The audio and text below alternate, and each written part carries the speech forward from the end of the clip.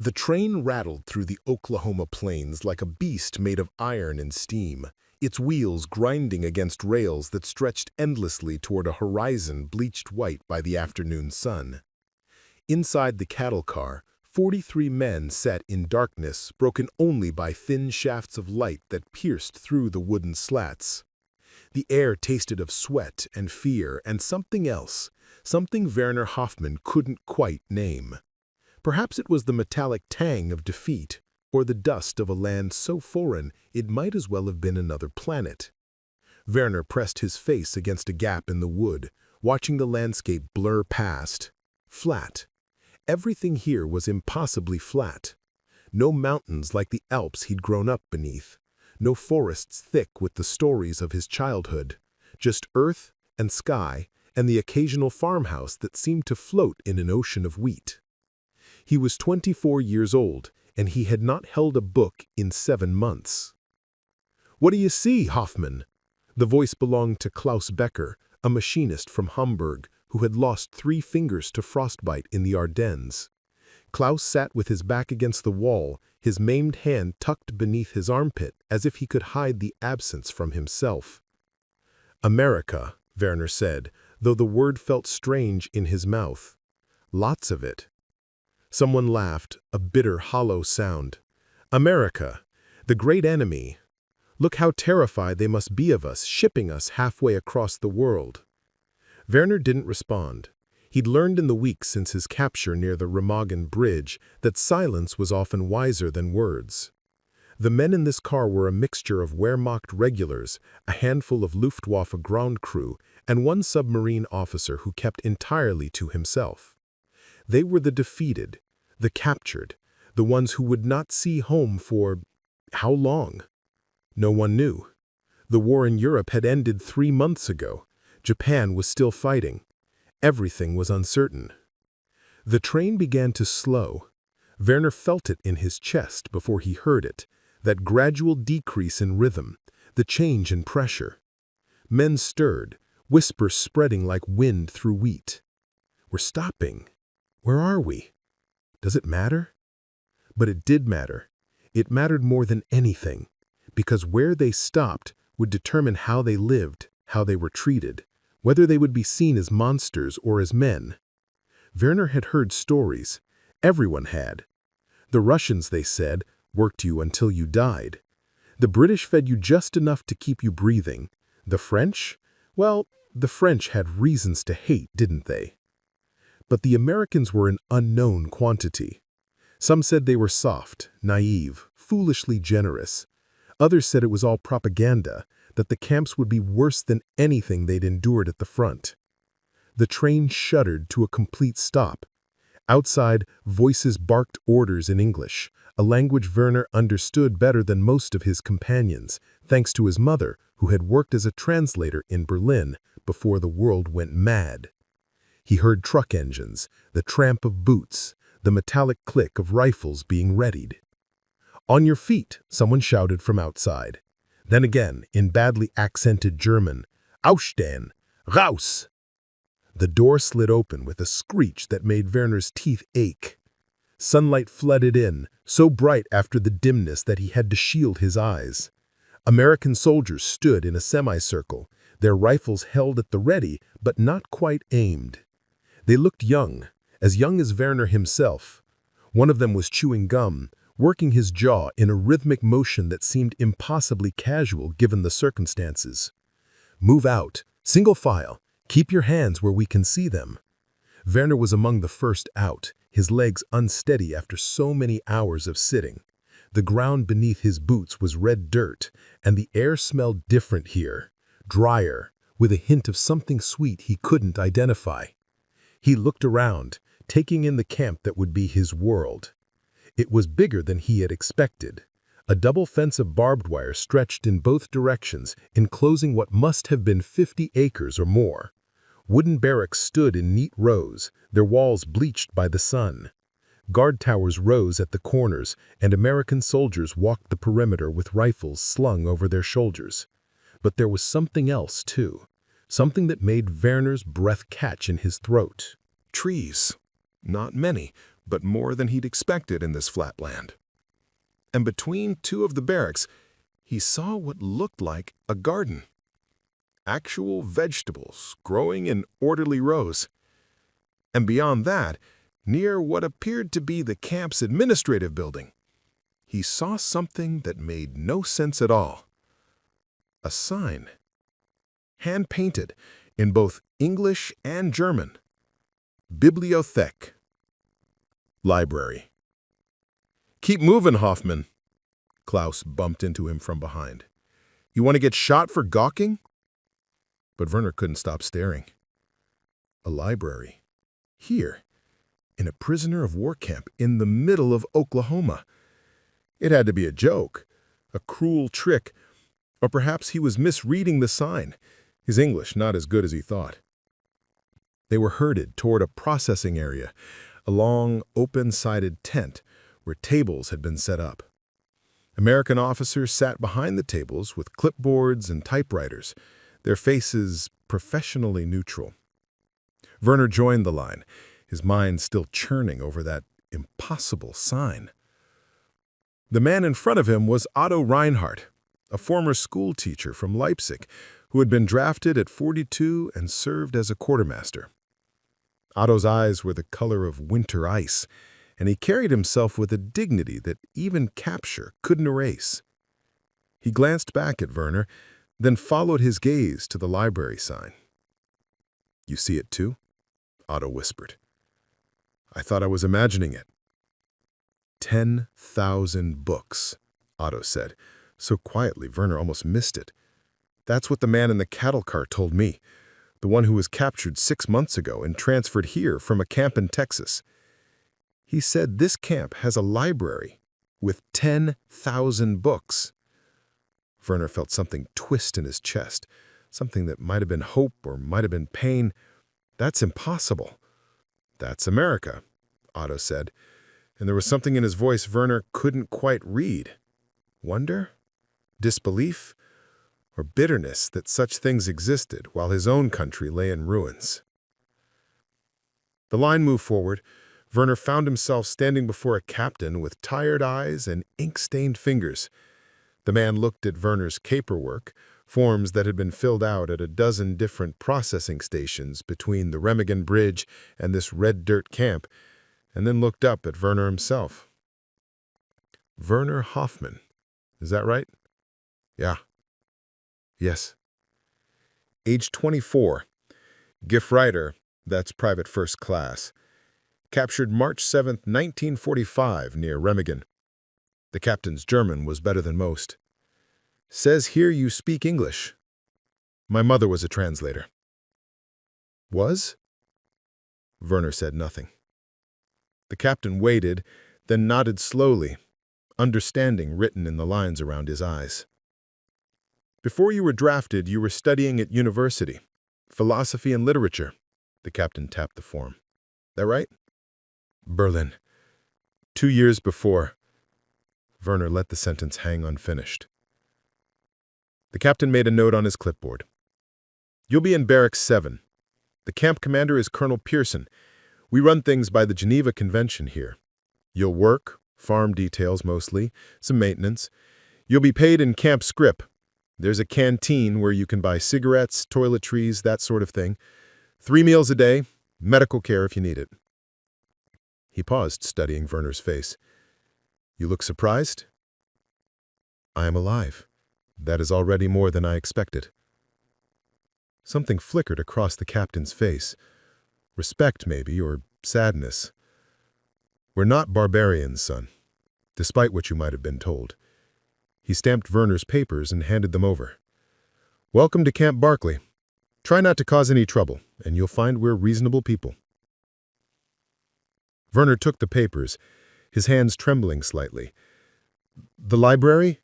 he heard himself say. "Is it real?" The captain smiled, actually smiled, the expression transforming his tired face. "Real as anything else here. 10,347 books last time I counted. Opens at 1400 hours every day except Sunday. You like to read, Hoffmann?" "I haven't held a book since before the bridge." Well then. The captain waved him forward. You've got something to look forward to. Next. Werner moved through the rest of processing in a daze. They gave him new clothing, a uniform dyed dark blue with PW stenciled on the back in white paint. They gave him a blanket, a thin mattress, a tin cup and plate.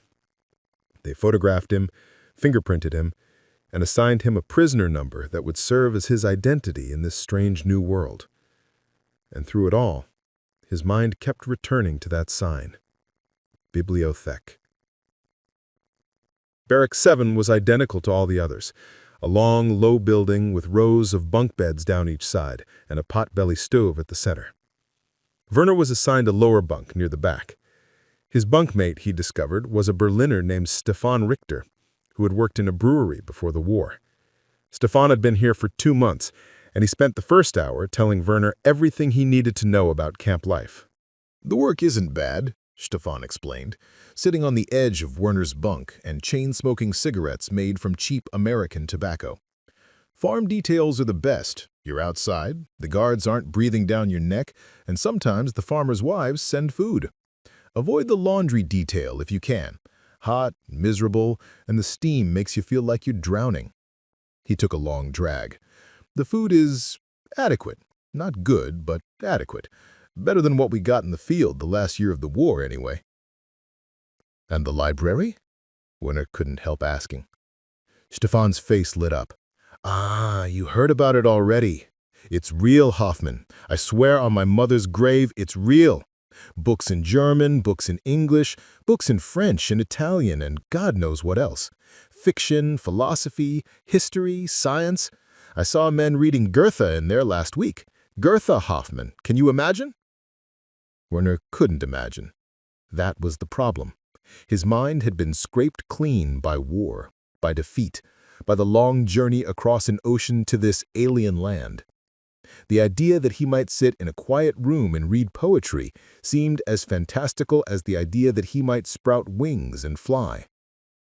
Who runs it? He asked. A sergeant named Miller, American, but he speaks decent German, studied literature at some college in Massachusetts before he got drafted. Stefan searched for the word. He's kind. I know that sounds strange, but he is. He actually cares about the books, about getting them to the right people. Werner lay back on his thin mattress, staring at the ceiling. Through the barracks window, he could see the Oklahoma sky, vast and blue and empty of everything except a few high clouds that looked like they'd been painted on by an impressionist's brush. He thought about the last book he'd read, in a different lifetime, when he'd been a university student who believed that ideas mattered more than armies. It had been The Magic Mountain by Thomas Mann. He'd been reading it in a cafe near the university, drinking coffee that was already half chicory because real coffee was scarce. He'd been arguing with his friend Heinrich about whether art could survive war, whether beauty could exist in a world being torn apart by ideology and violence. Heinrich had said no. Werner had said yes, had to be yes, because if beauty couldn't survive, then what was the point of anything? Heinrich had died at Stalingrad, and Werner had stopped reading. What time does it open? He asked Stefan. 2 o'clock, but there's a line sometimes, especially on rainy days when the work details get canceled. If you want first crack at it, I'd get there by 1:45. Werner closed his eyes. 7 months without a book. 7 months of noise and chaos and the constant grinding fear that had become as familiar as breathing. And now, impossibly, there was a library with 10,000 books in a prisoner of war camp in Oklahoma. He didn't believe it, not really, but he wanted to. God help him, he wanted to believe. The afternoon work detail was exactly what Stefan had described. Hot, tedious labor in a field of cotton that stretched to the horizon. Werner worked alongside 20 other prisoners, pulling weeds and clearing rocks, while an American guard sat in the shade of a truck and read a magazine. The guard's rifle leaned against the truck door, within reach, but not immediately threatening. It was all very casual, very American. So different from the rigid discipline Werner had known in the Wehrmacht, where every moment was structured and every action prescribed. At 1600 hours, 4 o'clock, Werner had to remind himself, these Americans with their strange way of measuring time, they were marched back to camp. Werner had half an hour before the library closed. He washed quickly at the communal pump, scrubbing red Oklahoma dirt from his hands and face, then walked across the compound with his heart beating faster than it had any right to. The library was housed in a building that had once been a storage shed. Someone had painted it white and installed windows along both sides to let in natural light. The door was propped open, and Werner could hear voices inside, German voices, speaking in hushed tones the way people do in sacred spaces. He stepped through the door and stopped. It was real. The shelves lined 3 walls, floor to ceiling, and they were filled, actually filled with books. Not military manuals or propaganda, but real books, literature, philosophy, science, history. Werner saw titles he recognized, titles he dreamed of reading, titles he'd never heard of. His vision swam for a moment, and he had to grip the doorframe to steady himself. First time, Werner turned. The man who'd spoken was tall and thin, with the kind of face that looked older than it probably was.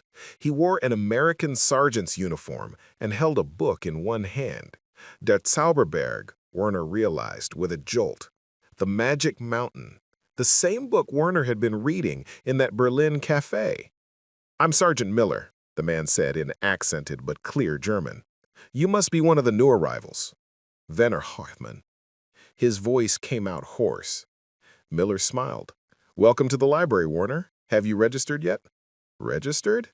"It's simple. Just give me your name and prisoner number, and I'll make you a card. You can check out up to 3 books at a time, keep them for 2 weeks. If you need them longer, just let me know." Miller moved to a desk near the door, pulling out a card catalog box. "What do you like to read?" Werner opened his mouth, closed it, opened it again. Everything. Anything. I haven't—" He gestured helplessly at the shelves. "How is this possible?" Miller's smile softened into something sadder. "The Red Cross provides some books. Donations provide more. And the camp commander, Colonel Pearson, he believes in the Geneva Convention, not just the letter of it, but the spirit. He thinks that education and culture are rights, not privileges, even for prisoners of war." He handed Werner a small card with his name printed on it. "So here we are, 10,347 books and counting. What would you like to read first?" Werner walked along the shelves in a daze, his fingers trailing over spines. Here was Faust. Here was All Quiet on the Western Front by Remarque, banned in Germany, but here, available to anyone who wanted it. Here was the Brothers Karamazov in German translation. Here was Shakespeare in English, Molière in French, Dante in Italian with German notes. And here, on a shelf marked American literature, were authors Werner had only heard of in passing: Hemingway, Steinbeck, Whitman, Frost, Twain. A whole literature from this vast, strange country that had somehow become his prison, and perhaps his salvation. He pulled out The Grapes of Wrath by John Steinbeck, drawn by something he couldn't name. Perhaps it was the title. There was something biblical about it, something that spoke to this moment of wandering and exile. He held it carefully, as if it might dissolve in his hands. "That's a good choice," Miller said. "It's about displacement, about people who lose everything and have to start over in a strange land. I think you might find it relevant." Werner looked at the sergeant, really looked at him. "Why do you do this? Why do you care?" Miller was quiet for a moment, his eyes moving across the shelves. "I studied literature at college. I believed, still believe, that books are how we understand each other, that stories are the only thing that can bridge the gaps between people who speak different languages, believe different things, fight different wars." He met Werner's gaze. "You're prisoners, yes, but you're also readers, and in here, that's all that matters." Werner felt something crack open in his chest, something that had been frozen since Remagen, since the bombs and the bullets and the long, grinding horror of defeat. He clutched the grapes of wrath like a drowning man clutching driftwood. "Thank you," he whispered. Miller nodded. "You're welcome. Now go on, before closing time. I'll see you tomorrow if you want to come back." Werner walked out into the Oklahoma evening, the book held carefully under his arm. The sun was setting, painting the sky in shades of orange and gold that reminded him painfully of autumn in the Bavarian countryside where he'd grown up.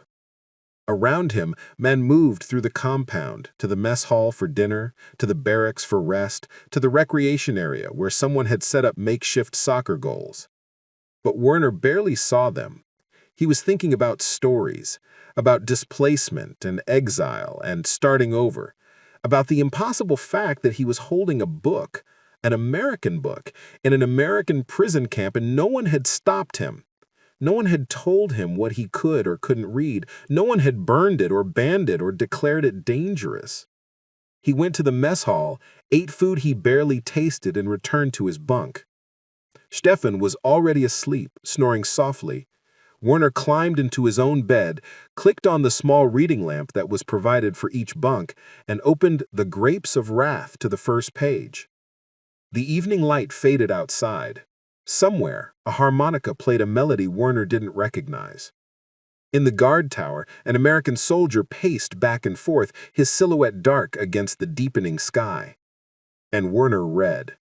He read about the Jode family being forced off their land. He read about drought and dust and the desperate journey westward. He read about people who had lost everything but kept going anyway, because what else could they do?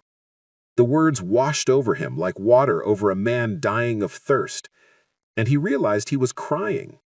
Not for the Jodes, not for himself, but for the simple, impossible fact that in the midst of everything, the war, the defeat, the captivity, the exile, someone had thought to put books in a prison camp. Someone had believed that even prisoners, even enemies, even the defeated and the lost deserved to have stories. Werner established a routine within his first week at Camp Barkley, though routine felt like too gentle a word for the way time moved in captivity. The days were measured out in work details and meal times, in the grinding monotony of labor that served no purpose except to fill the hours. But beneath that monotony, Werner discovered something unexpected, a kind of peace he hadn't known since before the war began. He woke each morning at 0600 hours to the sound of a bugle playing reveille, though the American version sounded different from the German one, brighter somehow, with a rising hope in its notes that felt almost aggressive in its optimism. The barracks would fill with the sounds of 40 men waking, coughs and groans, the strike of matches, the shuffle of feet on wooden floors. Werner would lie in his bunk for those first few moments, listening to Stefan snore above him, and try to remember his dreams. They were always about Berlin, about the university, about the life he'd had before everything changed. Preparing and narrating this type of story took us long efforts and hard work, so if you are enjoying the story, please consider subscribing to our channel. Breakfast was served at 0700 hours in the mess hall, a long building that smelled perpetually of coffee and frying grease.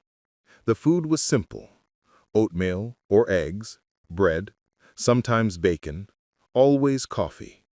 Real coffee, not the chicory substitute Werner had choked down for the last 2 years of the war. He'd forgotten what real coffee tasted like. That first morning, he'd held the cup to his face and just breathed in the aroma until Stefan had nudged him and told him to stop looking like a lunatic. After breakfast came work assignments. Werner was usually sent to the farms that surrounded the camp, local operations that had lost their workers to the war effort and now relied on prisoner labor to bring in the harvest.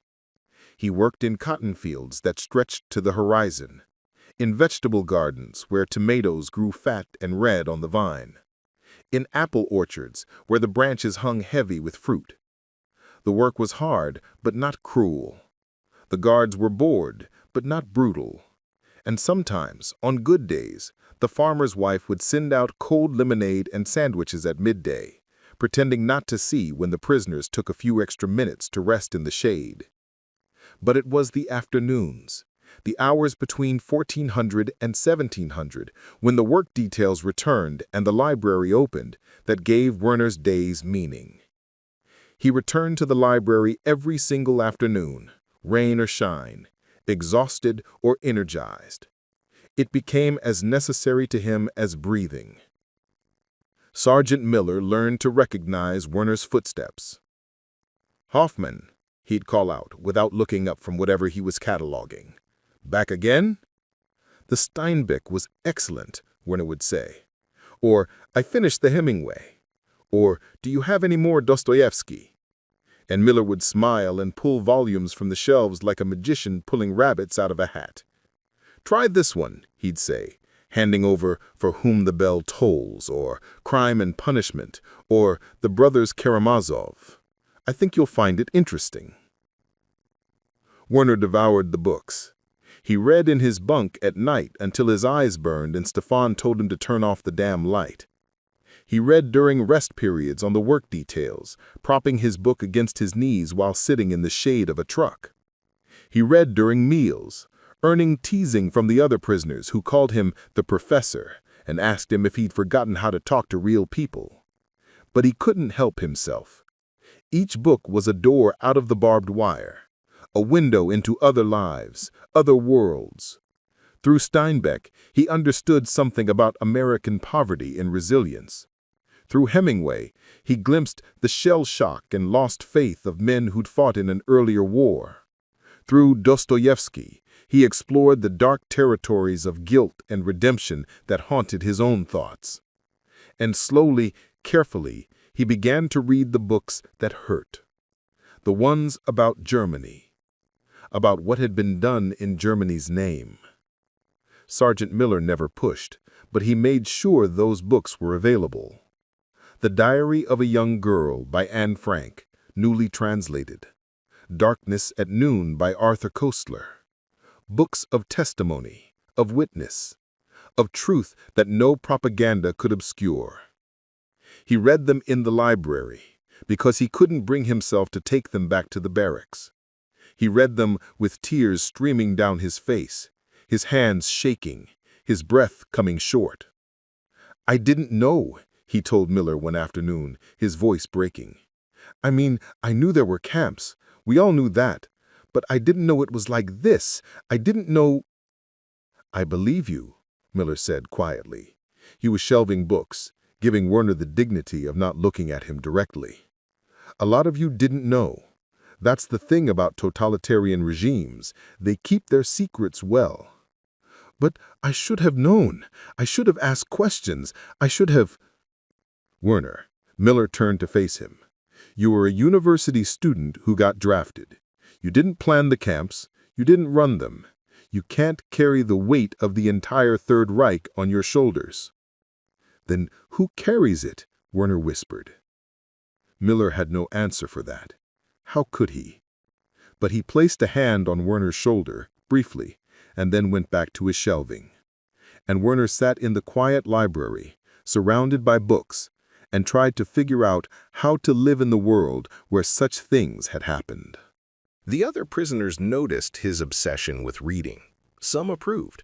Otto Reinhardt, the former school teacher, would sometimes join Werner in the library, and they'd sit together in companionable silence, each absorbed in their own books. Otto was working his way through the philosophy section, Kant and Hegel and Nietzsche, trying to understand how the country that had produced such towering intellects had fallen into such darkness. "The answer isn't in the books," Werner told him once. "We won't find an explanation that makes it make sense." "I know," Otto replied, not looking up from his Hegel. "But I have to look anyway." Stefan was less understanding. "You're wasting your time," he'd tell Werner, sprawled on his bunk with a cigarette dangling from his lips. "What good is all that reading gonna do you? You think some book is gonna get you out of here faster? You think the Americans are gonna say, 'Oh, Hoffmann read War and Peace, let's send him home'?" It's not about getting out faster, Werner tried to explain. It's about having something to do with my mind, about not going crazy. You know what keeps me from going crazy? Stefan would gesture with his cigarette, trailing smoke, thinking about beer, good German beer, in a cold glass on a summer evening in a beer garden with friends. That's what I think about, not dusty old books by dead Russians.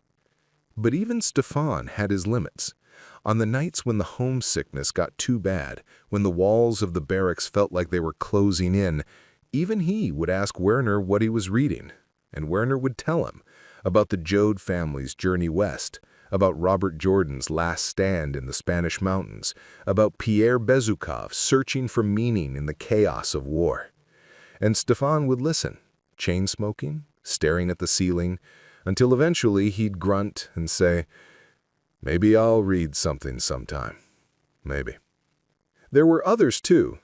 Klaus Becker, the machinist with the missing fingers, started coming to the library in the evenings. He couldn't manage the delicate work of turning pages easily, so Werner would sometimes read aloud to him, adventure stories mostly, or popular novels that took them far away from Oklahoma. Werner's voice would fill the quiet room, and other prisoners would drift in to listen, until sometimes there'd be a dozen men sitting in the lamplight while Werner read about sailing ships and distant islands and freedom. "You should have been a professor," Klaus told him once. "You have the voice for it." Werner shook his head. "I never finished my degree. The war came and—" "After," Klaus insisted, "after we go home, after all this is over, you should teach. You should share this with other people." "If we go home," Werner said quietly. "When?" Klaus's voice was firm. "When we go home, Hoffmann, don't think like that." But the truth was, Werner didn't know what to think about home. Letters came sporadically. The mail system between Germany and the American camps was slow and uncertain.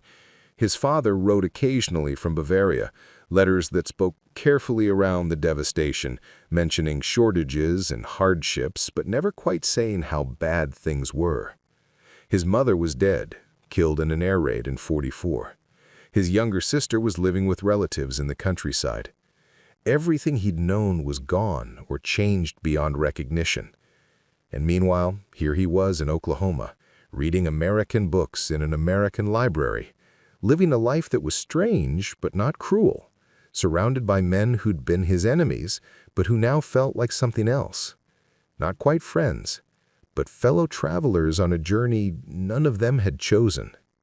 The library became a social hub in ways that surprised even Sergeant Miller. Men gathered there not just to read, but to talk, to debate, to argue about ideas and stories and what it all meant. Miller presided over these discussions with the air of a benevolent moderator, occasionally interjecting a question or a perspective, but mostly letting the prisoners figure things out for themselves. One evening, a debate erupted over All Quiet on the Western Front. Half the men insisted it was anti-German propaganda, a book designed to make them ashamed of military service. The other half argued it was simply truthful, a realistic depiction of war's horror that transcended nationality. "It's not propaganda," Werner found himself saying. "It's witness." Remarque was there, in the trenches of the First War. He wrote what he saw. And what did he see? Demanded a former SS officer named Kruger, who rarely came to the library but had shown up tonight specifically to cause trouble. Cowardice, weakness, German soldiers crying like children. He saw human beings in an inhuman situation. He saw what war does to men. That's not weakness. That's truth. Truth. Kruger spat the word like a curse. "You've gone soft, Hoffmann. All of you have. Sitting here reading books provided by our enemies, drinking their coffee, eating their food. You've forgotten what we were fighting for." "What were we fighting for?"